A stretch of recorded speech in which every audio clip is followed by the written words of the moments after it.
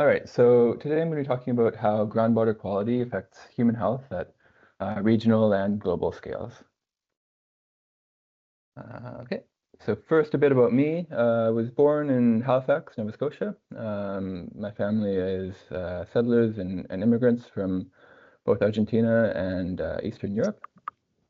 For my master's, I moved to Ontario, where I worked on a project on aquaculture and water quality in aquaculture ponds in Bangladesh.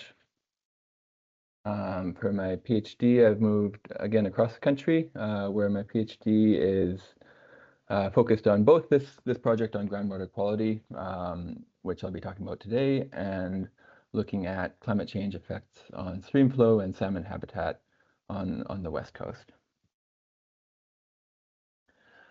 So, a story that came out in the Guardian just a few months ago. Marcela Bustamante is a 7-year-old girl in northern Argentina, whose family relies on arsenic-rich water. I'll just read this out. She says, "Sometimes my bones hurt and I cry here, here, and here." Marcela's grandfather died of arsenic-caused cancer when her mother was 7. And 5 of his brothers and sisters, 5 of his 7 siblings, also died from arsenic-caused cancer because they were relying on water that it was enriched in arsenic far above the guideline value. So if we look at the global statistics on the proportion of the global population that's drinking unsafe water, we see we are making some progress. This proportion has decreased from almost 40 down to a little under 30 since 2000. The goal, the SDG, was to eliminate all unsafe drinking water sources by 2030, and to do that, the rate of progress would need to increase 6 or more fold. So we're probably not going to make it, but still there is some positive progress here. If we look at another indicator, 3.9.2, which is this is the number of people dying from unsafe wash. You can see again there's progress, and again the rate of progress would need to increase to reach the goal of 0 by 2030. The problem, though, is that Marcela and her family, and potentially hundreds of thousands of others like them, are excluded from these numbers because the global monitoring of the SDG goals, health and water goals, really only considers microbial contamination of drinking water. And as we know, there can be a lot of contaminants in drinking water, many of which have very serious health concerns, like arsenic. So in this pie chart on the left, geogenic contaminants, arsenic is considered a geogenic contaminant. It's something that occurs naturally in groundwater, but it's something that has very serious health consequences. So the goal of this project was really, let's estimate how many deaths are not being counted because arsenic is not included in these global estimates. And so if we look at the number of deaths by risk factor for the top 15 risk factors for death globally, we see that unsafe wash is ranked number 14 at 1.2 million deaths. And I'll just take a moment to explain this graph, just because we're going to return to it a few times. So on the left, you see what's called the risk factor. This is something, it's not a disease, but it's something that increases the risk of contracting a particular disease. And then in the colors, we have five categories of disease. So the diseases that are caused by these risk factors. And so for unsafe wash, we can see that we have diseases that are enteric infections and other infections. So you can see just by seeing that it's all blue, that we're only talking about microbial contamination, because we're only talking about infections. Cancer and cardiovascular diseases are not included in that estimate. So that's the number we want to estimate, and that's kind of the how I'm going to estimate that is what I'll be talking about next. Okay, so obviously we don't have the resources to go out and sample arsenic in everybody's drinking water globally, or at least that I don't have the resources to do that. The UN might, but so far they've done that only in a few specific places. So what I'm proposing is that we can use what's called geospatial machine learning to estimate how many people are affected, and then apply these epidemiological relationships to those numbers, to those estimates, to then calculate a very rough estimate of the health burden of arsenic in groundwater. So to do that, we want to calculate this, what's called this attributable burden, which is a function of the epidemiology. So if you drink a certain concentration of arsenic, how does that affect your risk of contracting cardiovascular disease or cancer? We need to know then the actual disease burden, which is how many people actually globally die from cardiovascular disease or cancer. And then we need to know who and how many people are exposed to arsenic in their drinking water. So the first part is epidemiological evidence. We take from meta-analyses of from the epidemiological literature that have been published. So we get what's called a dose response curve, and that's exactly what I was talking about. If you drink, say, 20 micrograms per liter of arsenic in your drinking water, how does that affect your chance of contracting different cardiovascular diseases? And then we, from the Institute for Health Metrics and Evaluation, which is an institute out of the University of Washington, who've done this really massive study called the Global Burden of Disease, where they've estimated the number of deaths, number of years of life lost due to several hundred different diseases. So we take the disease burden, and in this case, for this talk, I'm going to be talking about just cardiovascular disease. So we have the number of deaths by disease by country. And then the last part is we need to know where are people exposed to arsenic and how many people are exposed. And to do that, we start with a large compilation of in situ arsenic measurements in groundwater. And then we apply a machine learning model, or if you want, an artificial intelligence model to predict the global distribution of arsenic concentrations in groundwater. And so we get predictions of the contamination of arsenic, which we then combine with estimates of global population and estimates of groundwater use for drinking water. So we start with this this compilation of arsenic data, and so I compiled what is currently the largest compilation of arsenic concentrations in groundwater, a little over 1 million arsenic measurements from 750,000 wells across 134 countries. And then we use those data to train this this machine learning model. And if we want to just take a step back, we know that these machine learning models or AI models can have kind of hallucinations. So we want to make sure that we're building a model that makes some kind of geochemical sense. It's not a real process-based model where you're controlling all the chemical reactions, but it is something that we want to say, okay, you know, this kind of makes sense. So we use an algorithm called XGBoost, which is extreme gradient boosting. And broadly speaking, we want to be able to model or predict the 4 environments where we know that arsenic is typically enriched in groundwater. So that's these oxic or very arid high pH environments like you would see in northern Argentina. You have geothermal waters, in places like the Tibetan Plateau. We have reducing conditions in kind of floodplain environments, which you see in the kind of mega deltas of Southeast Asia, South and Southeast Asia. And then we have oxidation of sulfide minerals, which actually occurs in places like Nova Scotia, where I was born. And so those are the 4 environments we want to be able to simulate.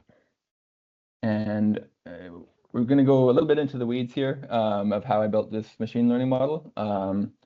So we start with 157 different gridded predictor variables that we think might be plausibly related to arsenic in groundwater.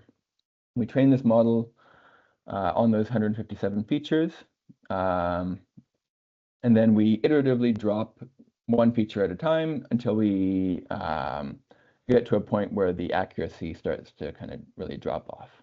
And so we reduce the number of features to 13 while keeping the accuracy high. And so then we get in the end, we get this model that's based on these 13 features. And what you see here is what's called the Shapley additive predictions score for these 13 different models. So on the left, you've got the different predictor variables, and then in the colors you have the effect on the model. So is it predicting that arsenic will be higher or lower? So purple being higher, yellow being lower. And we see that we do get what we're calling a geochemically plausible model. So I'll go through a couple of examples here.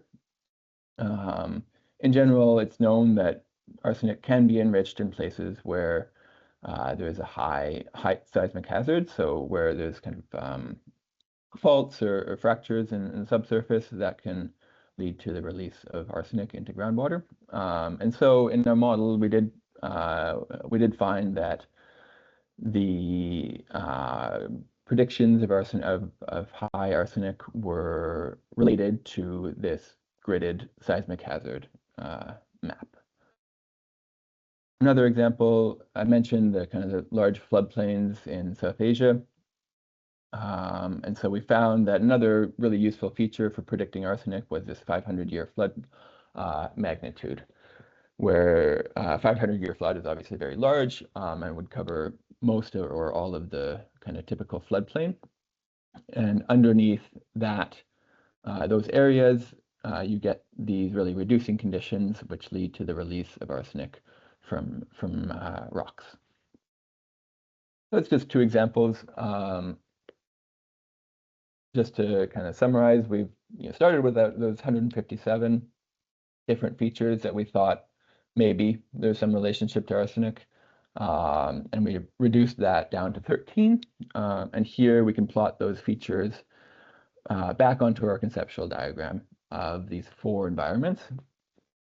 And we can see that we have some features that kind of relate to each of these 4 environments. So we're fairly happy with the model at this point, and then we can use that model to predict where arsenic, in this case, is above the WHO guideline of 10 micrograms per liter. And we see that the kind of known global hotspots do pop out on this graph. So we've got in Argentina, we've got the Chaco-Pampean Plain, and then the Altiplano Puna region between Chile, Argentina, and Bolivia. And that's very near to where Marcela and her family live, with the story that I started this talk off with. We also see these kind of mega deltas in South and Southeast Asia pop out. Those are places where it's long been known that many people are drinking arsenic that's quite enriched in, or drinking water that's quite enriched in arsenic, sorry. We also see a couple of places that aren't known to be high in arsenic, but the model predicts very high arsenic concentrations.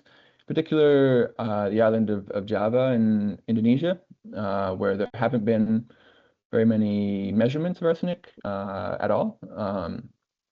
We have a couple of samples here and there, but we're predicting kind of very high arsenic concentrations in a lot of places there. And because it's very populated, that is potentially a very high, very large health risk in terms of number of people affected.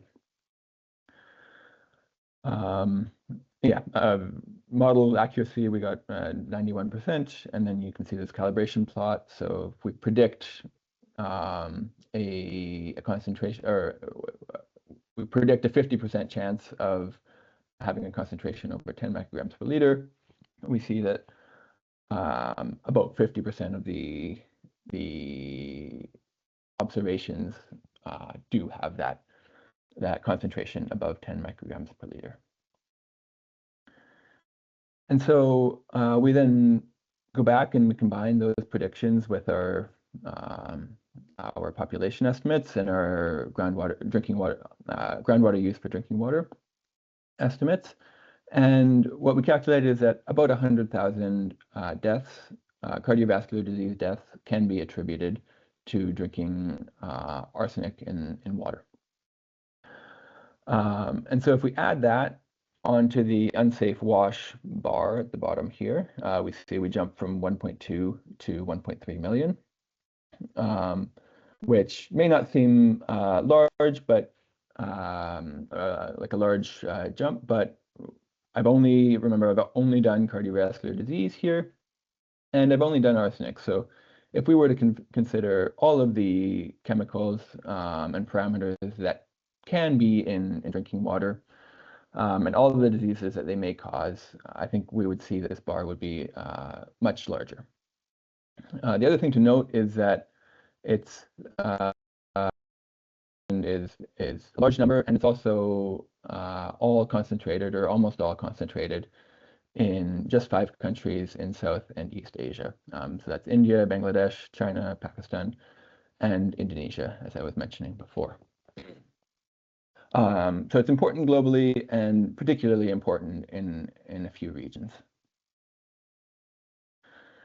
If we zoom in on Bangladesh, which is where I'm predicting the highest per capita death rate is occurring, we can make the same graph just for Bangladesh, and we see that here unsafe wash is ranked at number 10, the 10th leading risk factor for premature death.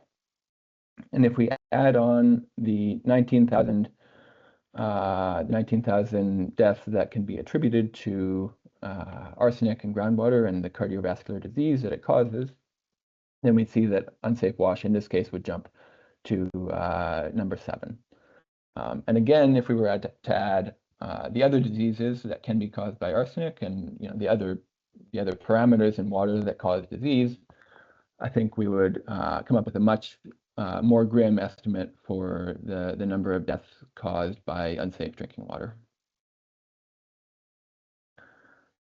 Okay, so that's kind of useful. We have these very rough estimates of global and countrywide deaths due to arsenic in drinking water, but what we really need is we need to be able to track progress towards mitigation. So we need to know, are these problems getting better? Are people treating or filtering their water, or are they avoiding drinking water sources that are high in arsenic? And in Bangladesh, there have been a number of countrywide surveys done by, well, in 2000, it was the British Geological Survey and the Department of Public Health in Bangladesh. And then since then, there have been 3 UNICEF multiple indicator cluster surveys. There's another one that is due to be released this year, and the preliminary report seems to show that the arsenic levels are continuing to decrease. And so that is generally what we see, is the number of people who are drinking water below the safe limit of 10 micrograms per liter has increased significantly, and the number of people that are drinking water at the highest concentrations of arsenic is decreasing. With a bit of an exception for the very highest concentration band here, so over 200 micrograms per liter. So that's over 20 times the legal and the WHO limit. But in general, this seems to be quite a positive development in Bangladesh. However, if we look at the number of deaths, the mortality rate attributable to these arsenic concentrations, and we plot that over time using the same methodology that I used for my global predictions, we see that, yes, the mortality rate dropped until about 2012, but then since 2012, we had this kind of reversal where we're seeing more and more people seem to be dying or are predicted to be dying from arsenic-caused disease due to drinking arsenic in their drinking water. And why is that? There's kind of two reasons here. One is this increase in the in the above 200 microgram per liter. So that's a range in which the risk of developing cardiovascular disease is quite high. And the other kind of complication here is that a lot of the other causes of death in Bangladesh have been also improved. So less people are drinking microbially contaminated drinking water. And what that's kind of leading to is an aging of the population, which is a good thing. More people are surviving to old age. But the older you get, the more your overall risk of cardiovascular disease is, the longer period of time you may be drinking this arsenic contaminated drinking water. And so we're seeing this kind of reversal that's due to a number of factors, but it's something that I think is important to kind of keep an eye on. And it just really stresses that we need to continue to mitigate these arsenic problems in Bangladesh and elsewhere, and continue disabling the wells that are at very high concentrations of arsenic. Yeah, just overall, I think it stresses the point of the value of this kind of continued household monitoring. Okay, so I'm going to switch gears a little bit and talk about a bit of a different project. We're going to go to a different parameter that can contaminate groundwater. So nitrate can cause methemoglobinemia, which is blue baby syndrome, which can be very serious for infants, as well as several cancers, thyroid disease, and birth defects. The WHO guideline, as well as Canada's and the US's and really most countries, is 10 milligrams per liter as nitrogen. However, there's kind of increasing epidemiological evidence of really severe health effects below that level. And so Denmark is the first country who has reduced their target or their legal guideline to just 1.3 milligrams per liter. And so what that means is that a lot of the people who maybe have a well that they think is safe because it's below 10 may actually be drinking water that is causing an increased risk of a number of diseases. And so nitrate is generally an anthropogenic contaminant in contrast to arsenic, which is usually naturally occurring. And we can see that here with just one example of one monitoring well in Southern California, which is near the outlet of this watershed, this very agricultural watershed, where farmers have been applying nitrate for decades. And we can see that the nitrate levels at this particular well have been rising since the 1980s, and are now significantly above the US EPA and the WHO limit of 10 milligrams per liter.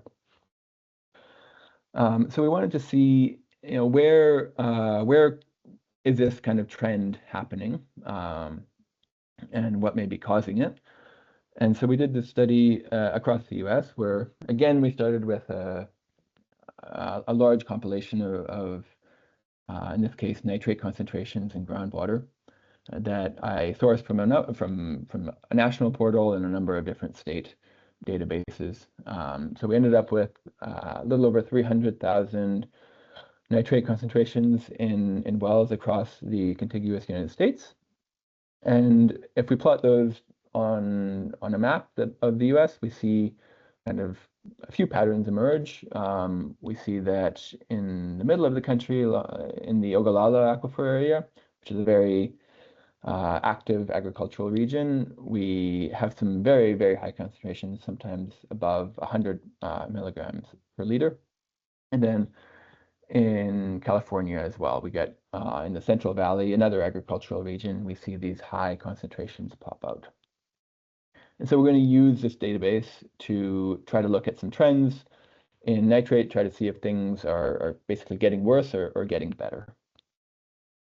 And if we do that, you can see here we looked at these trends in a number of watersheds across the US and looked at where there's a significant increasing or a significant decreasing trend in nitrate concentrations over time. And so red or orange is an increasing trend, and blue is a decreasing trend. We can see that mostly these trends are actually not significant. There was a couple of regions, so again, the Central Valley in California, where we see kind of generalized increasing trends. And then in Minnesota, we see actually a number of decreasing trends in nitrate. But if we zoom in on one particular watershed region in California, I'm just going to show kind of a something to watch out for, I guess, in looking for these trends.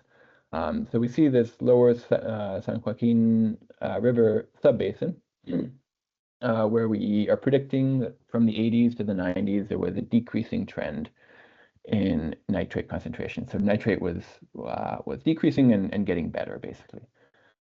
However, if we look at that region and we look at 86 different wells within that region, we see that most of those wells actually saw increasing trends in nitrate. So how do we explain that? We see that overall the nitrate concentrations in this area have been decreasing, but if we look at an individual well, we see an increasing trend. And what we found was basically it's because people are abandoning wells that go above the legal limit of 10 milligrams per liter. So you monitor the well, you see an increasing trend. As soon as it hits 10 milligrams per liter, you abandon the well, you drill a new well, and so the monitoring for that well stops. So it leads to this case where there seems to be a decreasing, a good trend in nitrate, but in reality, the situation may be that in most places nitrate is increasing. And over that same time period, if we look at what's happening with the well depth, so the well depth for newly constructed wells, we see that it's been decreasing. So people are abandoning these old contaminated wells, drilling deeper to clean water, to more productive aquifers with clean water, which is a solution in some ways, but this is going to lead to some pretty serious kind of equity concerns, because obviously drilling deeper is much more costly, and so you get to the situation where only the kind of more affluent people are able to drill to clean, uncontaminated water for their farms or for drinking water. The other thing to know about nitrate is that it can remain in the landscape for a very long time. So it's been noted in a number of publications that there have been all these regulations and attempts to reduce nitrate runoff from farms, and it really hasn't led to the expected improvements in water quality in surface water and groundwater. And so why is that? It's because of what's called a lag. So you put the nitrate on the land surface, you apply it to your crops, and some of it is going to remain in the soil and cycle through different states in the soil for a long time before it maybe is released. And some of it's going to travel slowly through the subsurface until it reaches groundwater, where it can cause contamination.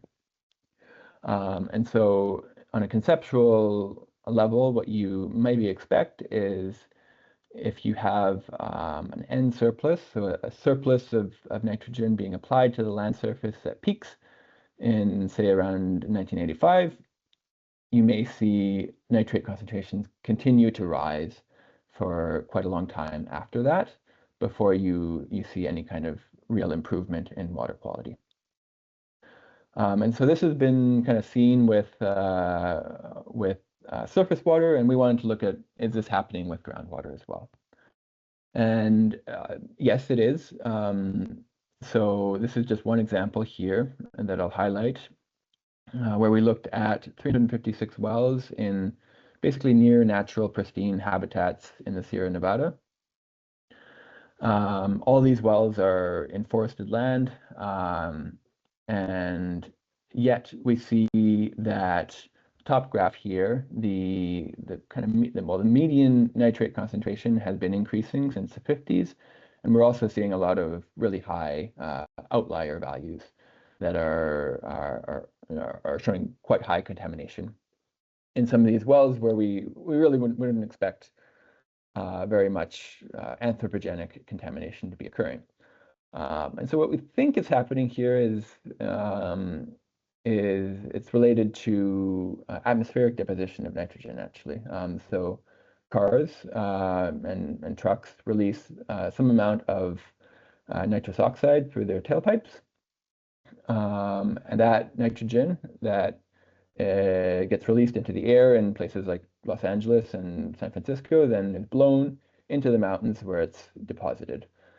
And if we look at a time series of that deposition on the bottom graph here, we see that it peaked from the 70s to the 90s. In 1988, California passed its own Clean Air Act with regulations that are more stringent than the national regulations for the US. So we saw this level of atmospheric deposition start to go down over this region in the Sierra Nevada. So the amount of nitrogen going into the land surface is decreasing, but we're continuing to see kind of increasing concentrations in these near natural environments. Okay, so kind of stepping back again, back to the global scale. I'll end on this slide, where I would just want to highlight that there are these really huge gaps in how we understand and how we monitor groundwater quality globally. So if we go back to another SDG indicator, 6.3.2, which is the proportion of groundwater bodies with good ambient water quality as a percentage, we can see that there's a mix of places where it's good and bad, and most of the world is actually not reporting this data to the UN.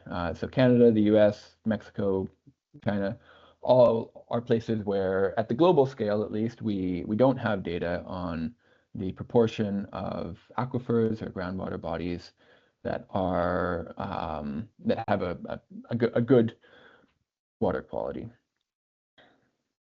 So this is, I would say, a fairly large problem if we want to understand and mitigate groundwater contamination with the aim of improving health outcomes. So in conclusion, it's been said before, but if you can't measure it, you can't improve it, or it's very hard to improve something if we're not monitoring and measuring it. Two, due to the exclusion of chemical contaminants, so anthropogenic and geogenic contaminants like arsenic, from these estimates, of the number of deaths due to unsafe drinking water.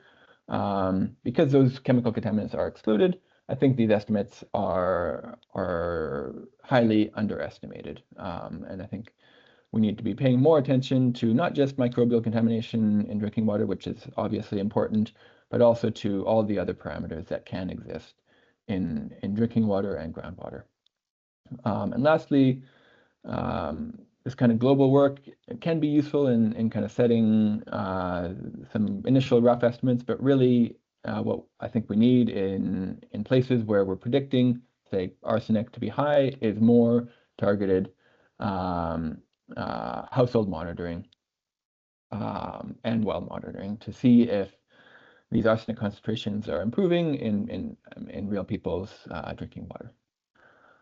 I'll end there, and yeah, I guess it's time for questions.